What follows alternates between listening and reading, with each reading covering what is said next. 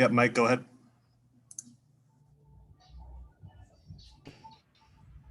Hey, Coach. How you doing this morning?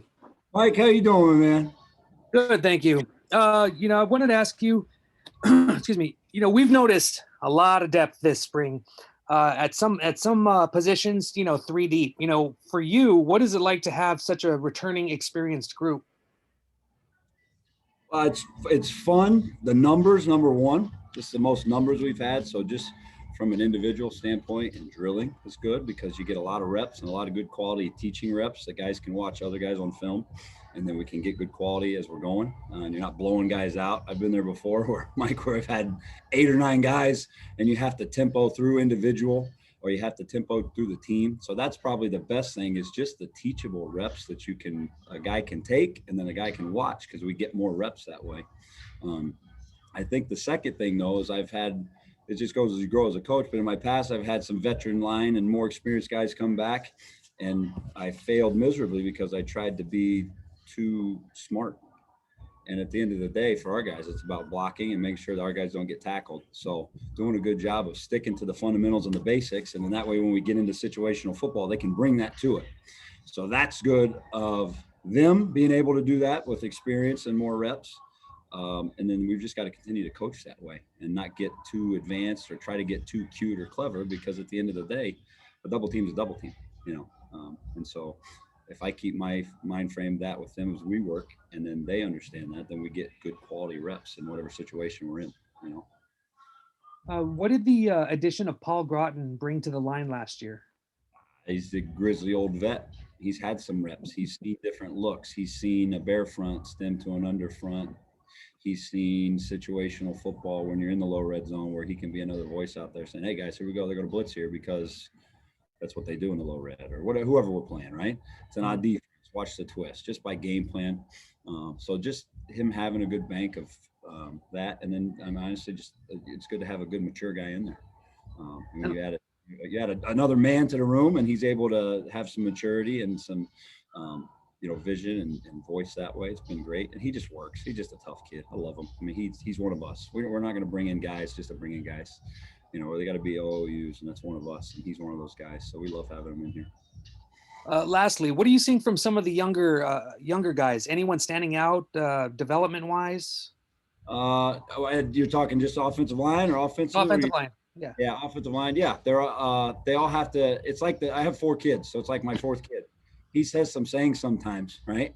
And me and my wife look at each other like, where in the heck did that come from? Well, because he saw the 3 older ones do it, right?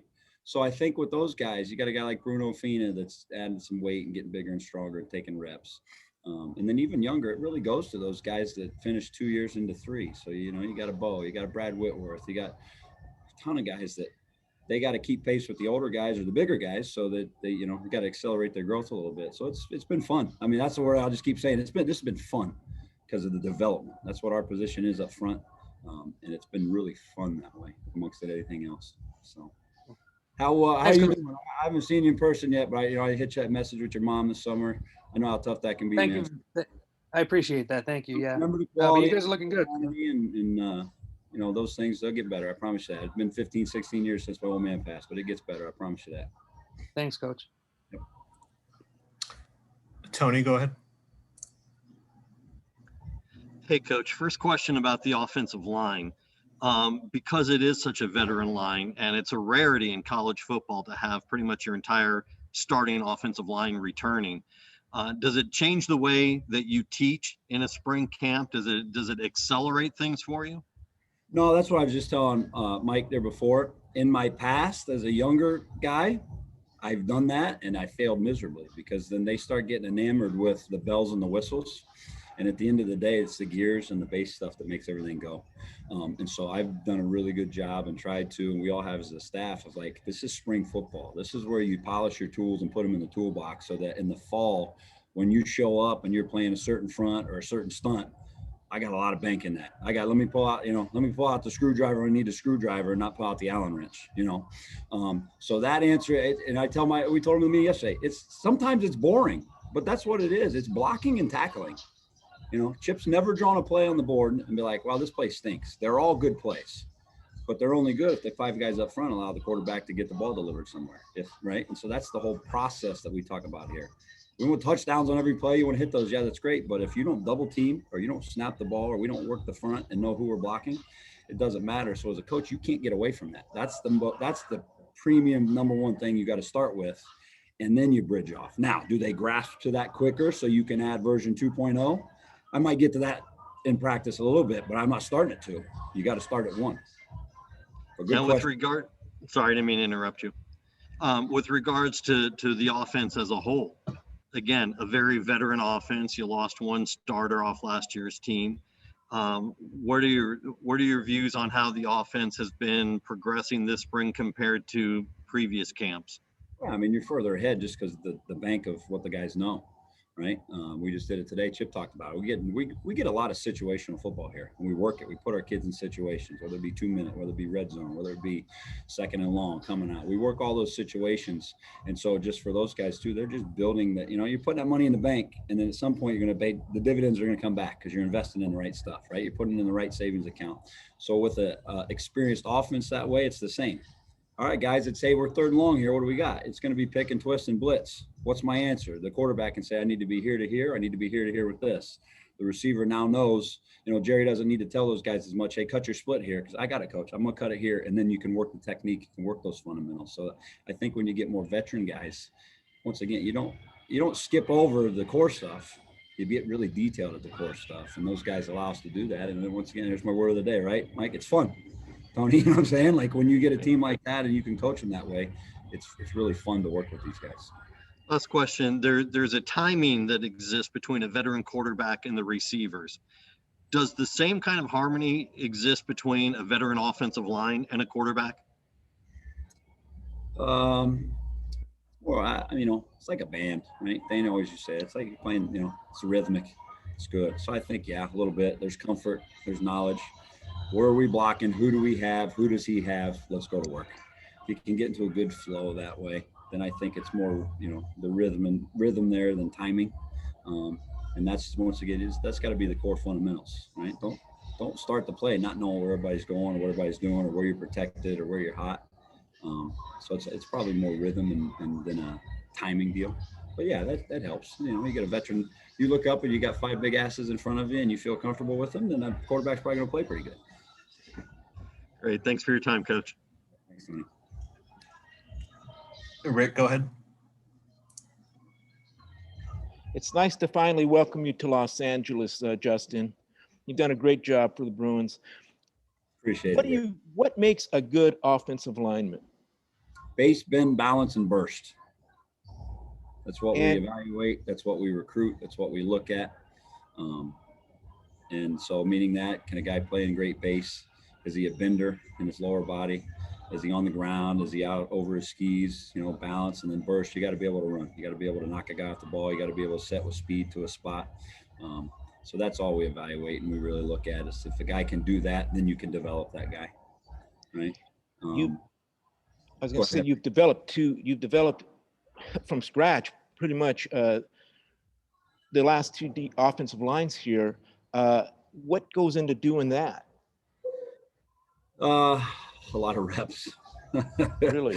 Just, you know, the offensive line position in itself is so developmental because if you start anatomically, everything we ask them to do is against what God put us on the earth to be. We're upright, erect, straight. But now, hey, it's 3rd down and Mitchell Agude is faster than you and you got to block him going backwards. Well, on paper, it doesn't make sense. So that's where your development of understanding the scheme, understanding my set to my spot, where I need to get to, understanding the tempo of a play or what the timing is. Those then start making an equal playing surface again, because if we were just lining up athletically, then we're the least athletes on the field, right? So a lot of reps, a lot of time, a lot of training, and just trusting the technique, because your technique's always going to take you home. I don't care what position you play, right? From the quarterback to the receivers for their release. I mean, a guy can run really, really fast, but if you get jammed at the line of scrimmage, you're not fast. So do you use your technique to take you home so you can run fast, right? The quarterback could throw the ball 100 yards, but if he doesn't take his, 3 and a hitch and get the ball out on time, it doesn't matter how far he can throw the ball. The offensive line, that's with everything. You're not really going to make up a bunch of stuff with athleticism or freaky athleticism to be an eraser for you, because we're already backwards. We're down, we're squatting, and we're backwards. So it's just reps, reps, reps. It's comfort in the technique. And then, it's yes and no. We talk about that. Yes, do that again. This worked, and here's why. No is not N-O, it's K-N-O-W. Know why it didn't work, and let's correct it, so that the next time you're in that situation, you do it properly. You've also had to develop defensive linemen and offensive linemen. Is that a tough switch? It just depends on the kid, their mindset, mentality. I've done that every place I've been, right? You get a guy that, comes over and they just got to buy into the scheme and the technique and everything else, right? So, I mean, no, I love it, right? Guys, you me right now. We got Neo, got Ciale that came over. Love those guys because it's the want to, right?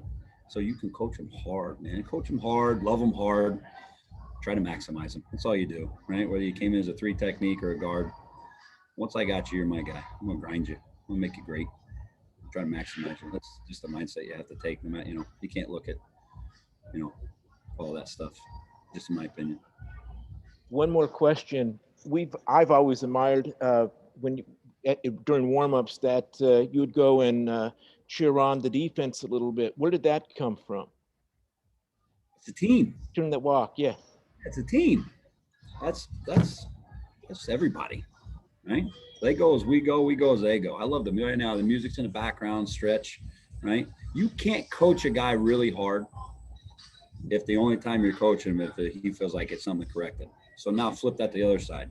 The defensive guy can't be looking at me every time. Otito can't look at me and be like, well, that's the O-line guy. He's trying to defeat me. Otito's got to know I'm there smacking his big ass and stretch and dancing around and having fun. And I'm as vested as he is because we're the team. It's just a team thing. Maybe that goes back to me playing. Some of my best friends, I got O-linemen and I got D-linemen, right? Because mashing face every day, you better have a love and respect for those guys. Hey, thanks a lot and keep up the great work, Coach. All right, let's do 2 more questions. Let's do Francis and then back to Mike. Hi, Coach. So the last 2 years, Demetric Felton and Joshua Kelly obviously both went to the NFL draft. Where do you kind of see the running game going this year, especially with some of the new guys? I mean, we're going to run the ball. I mean, we're going to take advantage defensively what they give us. That's where us as a staff and the Chip does a great job is, we're going to be able to try to attack the defense within our skill sets. So now Deshaun's got a whole room of guys now that can run the ball, right? And you go back. If we block for them up front, then they're all good plays, right? So schematically, right now we're in the middle of spring. We're grinding through all kinds of stuff to see what's going to fit us best. But just a boring old line coach again, Francis. Like it's about blocking and tackling. So whatever plays called, we got to be able to execute them and block them, and then those guys behind us can run them. But yeah, we want to run the ball. I mean, that's not going to change. That's in Chip Kelly's DNA, right? I don't know. Some people get away with this spread or this or that. Like he runs the ball. We're going to run the ball. All right, let's go back to Mike. Hey, Coach, building off of that really quickly, you obviously have, a really good group. Like you said, Coach Foster has a lot of guys, but what are you seeing from Zach Charbonnet, the new guy? He's been looking pretty good so far. He's totally vested. It's important to him, right? He's a good guy. He's going to run. If he does it well, he's going to see it, and we'll keep working that. Let's enhance that. If he doesn't do it well, then Deshaun corrects it, and he's not a repeat offender. He's not going to make the same mistakes a bunch of times, right? And I think that goes back to, is he a good football player? Yes, he's a really good football player. He's big, he's strong, he's fast. He's got a lot of qualities that you want in backs, but his learning demeanor and his just want to it's palpable almost. You know what I mean? Like you're around him, like when he asks a question, he wants to answer, Mike. You know what I mean? Like he's not just, he wants to know, and he wants to know why, and he wants to know how he can get it right. And so that you love guys like that. They're fun to coach. There it is again. Right. Make a tally mark, Mike. Go back and go through this transcript. See how many times the O-line guy says fun. Thanks, Coach. All right, we'll wrap it up there. Thanks for your time, Coach. Thanks, guys.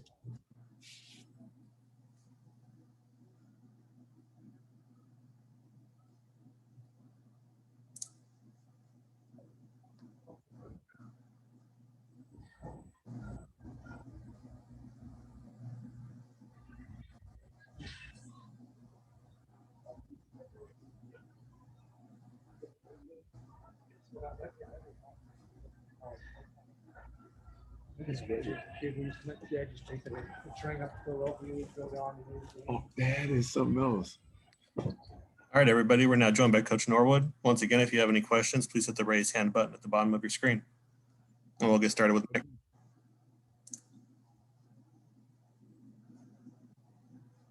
Hey, Coach. Nice to meet you. Nice to meet you as well. First question, how much of a role have you played in the new scheme that was installed last season? How much did you work with Coach Azanero to create game plans weekly? Well, we sort of joined hands, as soon as I got in here, and a lot of the prep. Coach Az did a great job of sort of just transitioning both, some of the stuff that we had done when I was at Navy and what we were doing here at UCLA already, and he's good in regards to just sort of tying schemes together, because when you do stuff differently, you're doing the verbiage, the fits, alignments. It's really a lot of the communications and things that are different. A lot of the stuff that we do in football, you've done at some time in your career after you've been going there for a long time, and then it's just little things you have to tie together. So, we all sort of put some things into it, myself included, as well as the rest of the assistant coaches, in conjunction with Coach Azanero. What have you noticed as key areas of improvement coming in from going from last season to this season? Well, I think it's just a lot of the small things. It's one of the things that you're more confident in what you're doing defensively. Guys having a better knowledge base of the hows and the whys. The tough thing, last year we didn't really have a spring. So we go into fall camp and we're installing some new defensive schemes. There was a lot of stuff that we did that we had already done here at UCLA. So it was a lot of verbiage that was not really a lot of transition. But the stuff that we had a season, because it wasn't like we had a lot of scrimmages or a lot of things. The season was really a learning process in itself. The thing that was big was really just the fundamental dynamics of it, the effort, running to the ball, the things that you got to do to be successful defensively as a whole, a lot of the basic alignment, assignment, effort to the ball, guys overlapping on defense from pursuit standpoints. So that stuff, I think, is something that we're just continuing to harp on, tackling the fundamentals of football.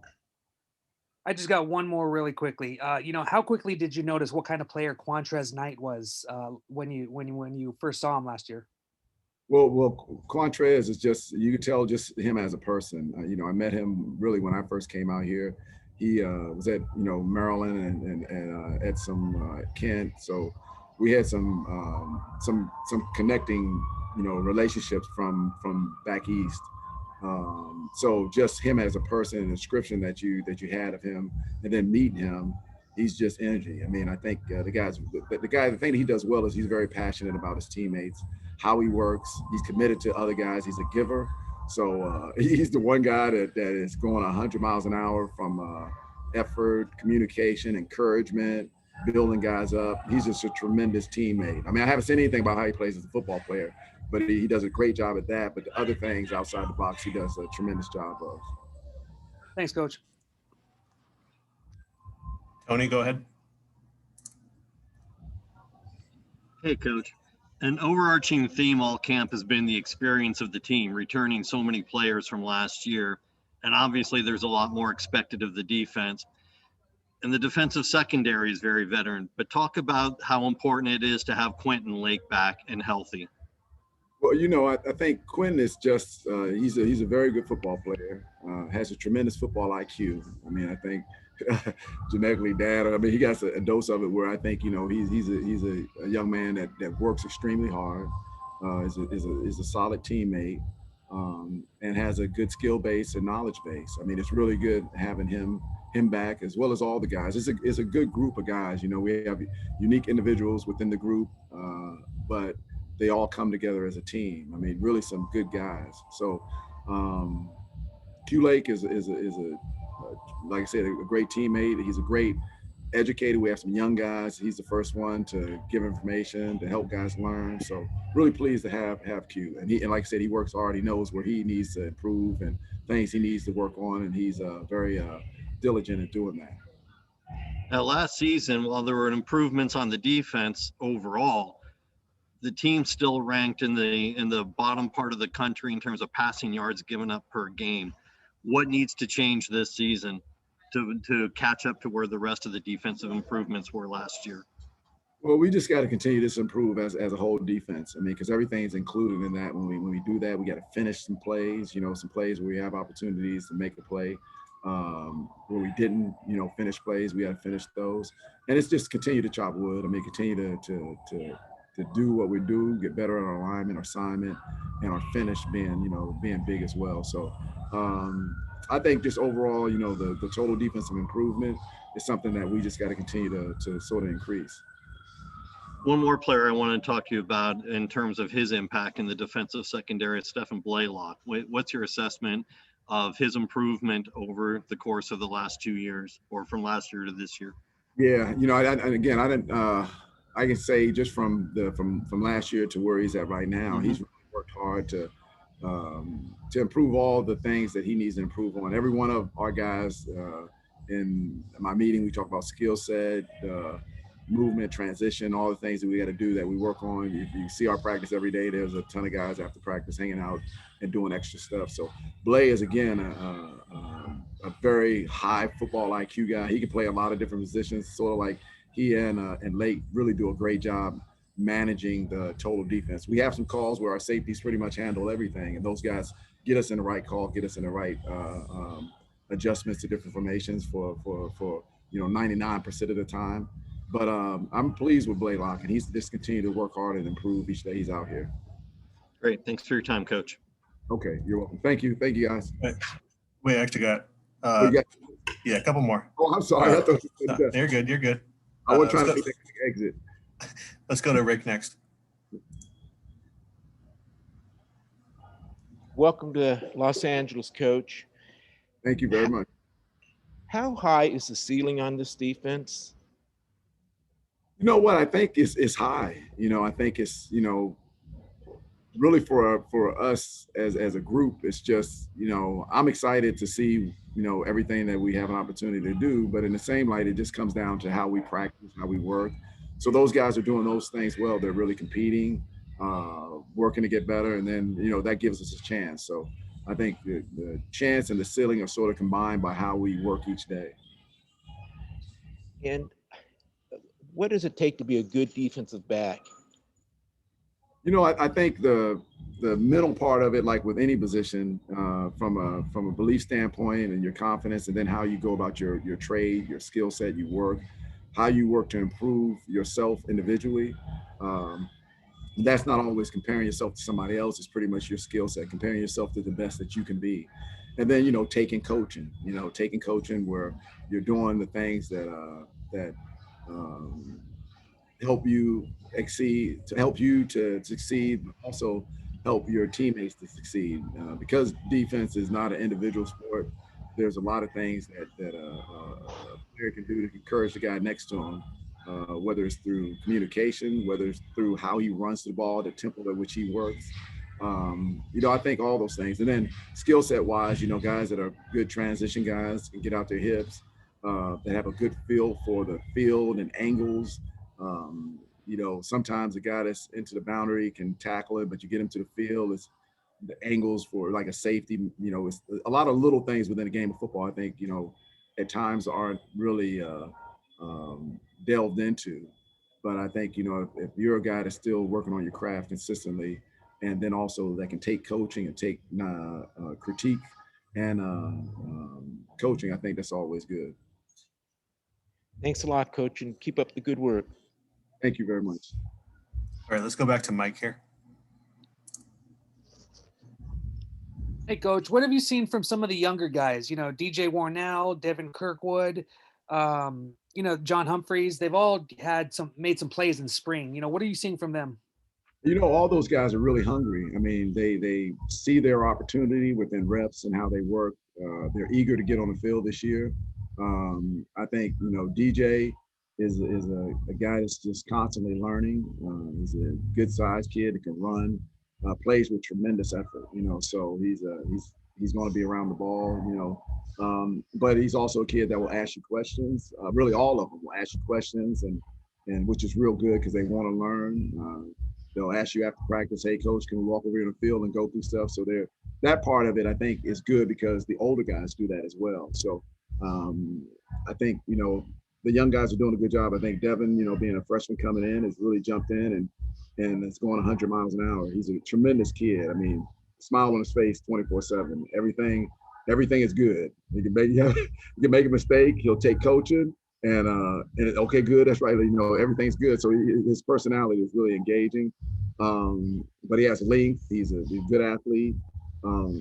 Humphrey is coming off an injury, but he is 100. He's like way above in regards to he wants to get out to practice every day. I mean, he wants to be involved in everything, and we basically just got to hold him back because he's doing great. I mean, he's a big, long kid that did well for us this past year. Played a little bit as a true freshman, but I think the young group has a bright future ahead of them. And they're good friends, good teammates, but they compete against each other, and they understand that we got to compete. So I'm excited about the young guys. Thank you. All right, let's go back to Tony for our final question.